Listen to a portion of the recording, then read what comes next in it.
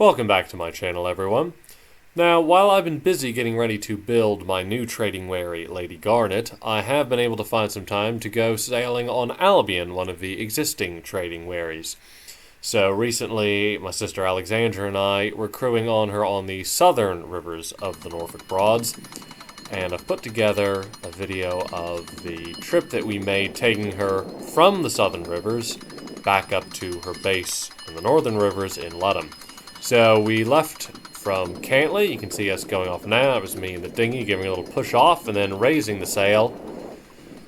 And that is such a lovely sound that you were hearing. The winch raising the sail is such an iconic sound, I think. And good to see the sail filling with wind. There was a bit of wind forecast for the day and a little bit of rain later on. And off we went.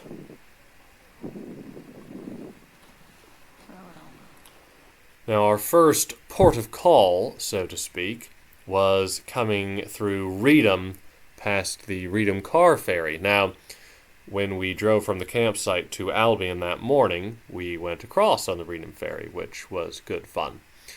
And we promised the lovely chap that was running the ferry that we would give him a wave when we went through, so we did.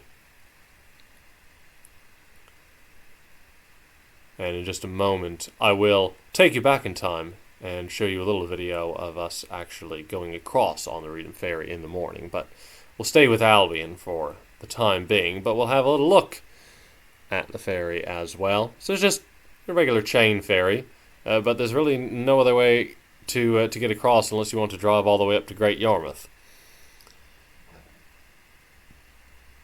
Now, this is a video that I shot. The videos off the boat were taken by my mum, so thank you, Mum, for the videos. Oh, and this is us crossing the Ludham ferry in our car earlier in the day, as promised. And here we go, under a bridge. Those Greater Anglia trains that we saw going over there, familiar sight to me, because I used to take them every single week when I was commuting from Buckinghamshire to Lowestoft to go to the International Boatbuilding Training College.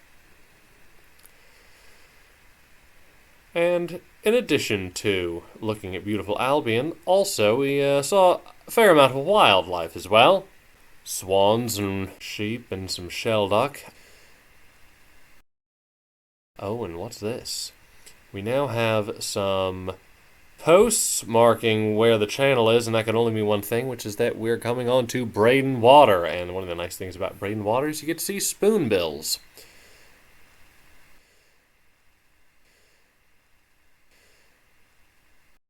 And also baby shelducks. Now, I mean, does it get any better than that? Oh, I think not. Well, maybe it does get a little better than that, because this was the view that Mum got of Albion sail coming over the reeds. And when you think back to the days when there were over 200 wherries sailing on the Norfolk Broads, what an amazing sight it must have been, because you get to see, I just have to stop and say I love this photo, so I've just thrown that in there. But you just could have seen the sails coming over the marshes. That is what is such a lovely thing about sailing on the Broads, because you get all the bends and twists and turns, and you can't see the river, but you can see the sails coming over the river. It's one of my favorite things about it. It sometimes can be a little surprising about where exactly the river bends, and you don't realize just how much it curves while you're on it until you see a sail where you thought there was nothing but land.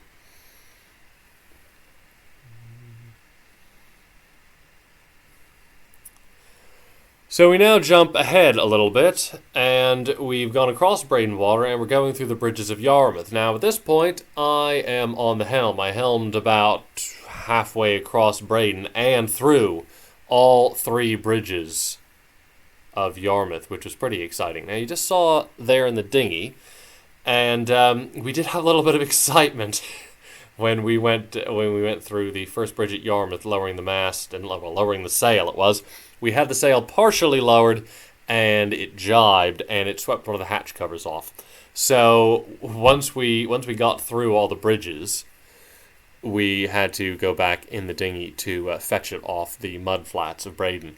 So a little bit of excitement, but you know, there always has to be some excitement, and I'll tell you what, I wouldn't have missed being on the helm for that for anything.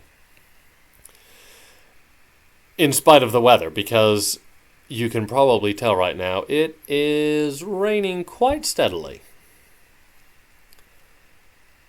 And I do know at this stage that some purists might say that we should be quanting.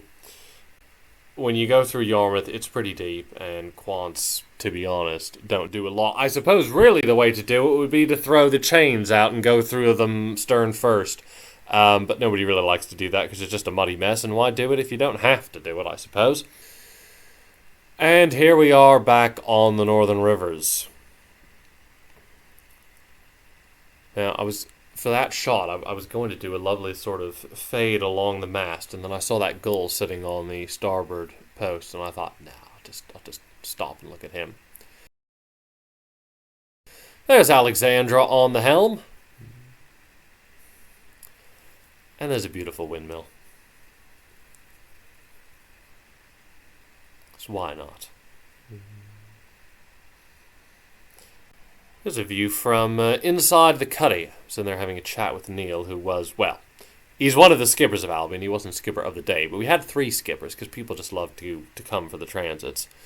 And there we are, coming to Stokesby, and here we meet up with Mum again, who is standing on top of Acle Bridge.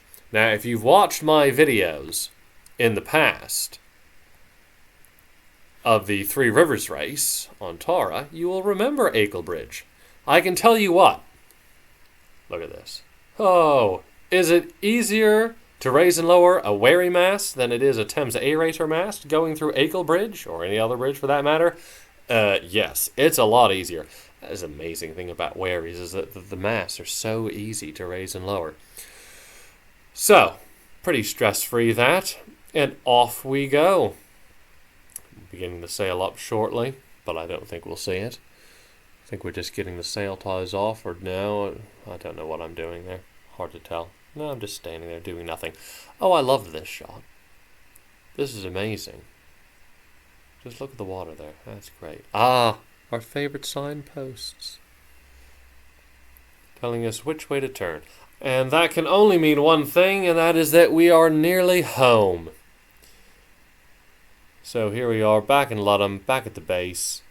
And that concludes Albion's transit. In the next video, I will be giving an update on building Lady Garnet, and I will be visiting the Wherry mod, who is out of the water for some routine maintenance, and also will give an update on the dinghy for Lady Garnet. In the meantime, thank you so much for watching. Thank you to everyone who has contributed to Lady Garnet, and I hope to see you next time. Thank you.